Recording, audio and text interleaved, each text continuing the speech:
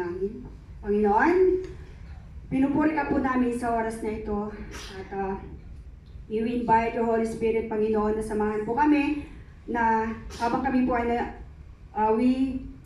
na makinig at mag-reflect sa iyong salita sa araw na ito, Panginoon. Lord, samahan niyo po ako. Hindi ko po ito kakayanin nang hindi ko po kayo kasama. I-bless niyo po ang mensahe yung ito at I do believe na may gagawin ka pong transformation sa buhay po ng bawat isa.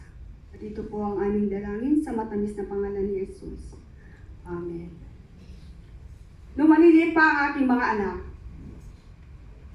pag pinapalo ko sila, pag nagkakamali,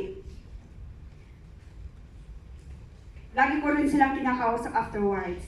Ni-assure na kahit nagalit ako, may nagawa silang pagkakamali. Lagi ko kinakausap sila na ina-assure na kahit nagkakamali sila, nagagalit ako, hindi nababawasan ang aking pagmamahal. Being a mom, pag nagkamali ang mga anak po natin, hindi po ba? Hindi yun nababawasan ang ating pagmamahal. Kahit na kunti lang po. Dahil gusto natin silang turuan, mabuhay ng tama. At gusto ko rin silang maging mabuting tao at lumaki sa presensya ng ating Panginoon. At naway ang plano natin magaganda para sa kanila ang paglaki. Ayon ang mangyari. Dahil maganda bilang magulang, maganda ang plano natin sa ating mga anak. Ang tema po natin sa umagang ito, God shaped His people through our mistakes. Napakalaki po ng pagmamahal ng Diyos sa atin. He cares for us with no limits. Kahit na po tayo ay nagkakamali, nakakagawa ng mga bagay na hindi ka nais-nais sa Kanyang presensya. Dahil ang pagkakamali, lahat po tayo ay nagkakamali sa buhay. Hindi po ba? Pero dahil no one is perfect, ang ating Panginoong Hesus lamang ang perfecto. Malaki man ito, maliit man ang nagagawa natin pagkakamali, ito ay pareho rin pagkakamali. Kung minsan naisip natin, yung nagawa natin na yun ay hindi pagkakamali. Hindi natin namamalayan nakakagawa tayo ng pagkakamali. Pero kung babalikan natin, iisipin natin ang ating ginawa, it was a mistake.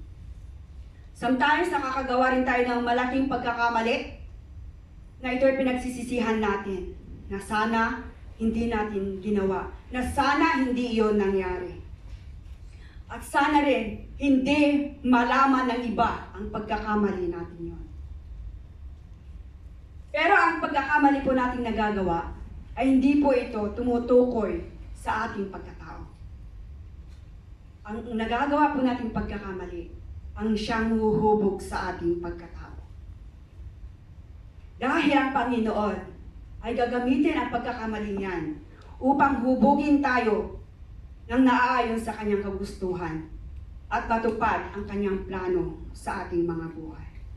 Kagaya ng paghubog ng Panginoon kay Moises kahit na siya ay nagkamali sa kanyang buhay.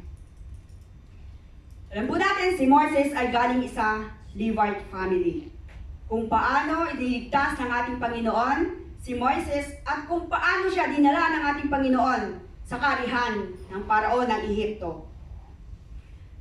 Dahil during Moses' time, alam po natin, dahil sa political issue, gusto ng patayin ng Parao ng Ehipto ang mga lalaki na isinilang sa mga Hebrews.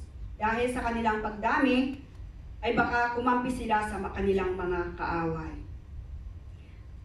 Pagkatapos ng 3 buwan ni Moises, dahil gusto siyang iligtas ng kanyang mga magulang o kanyang nanay, ay inilagay siya sa basket. Dinala siya sa ilog at doon siya nakita ng anak ng Farao. At doon siya naging tinaguri ang Prince of Egypt. Pero kahit na lumaki o na-adapt si Moises ng anak ng Farao, alam pa rin ni Moises kung na siya ay isang Hebreo. Bakit po? Dahil ang nag-alaga pa din ang kanyang birth mother. Sino po ang nakakakilala sa anak, ay sa mama ni Moises o sa mother ni Moises? Sa mga disciples? Assignment po yan. So, kaya aware si Moises sa mga Hebreo na siya ay isang Hebreo dahil ang nanay niya pa rin ang nag-alaga sa kanya. At assignment pa din is na mag-encourage po sa bawat isa na basahin po ang libro ng Exodus dahil ang Exodus po ay magiging libro ng ating mensahe hanggang sa December. Bakit po ang nanay ni Moises ang nag-alaga sa kanya? Samantalang siya ay na-adapt na at napunta na sa kaharian ni Farao. So yun po mag-encourage po sa atin.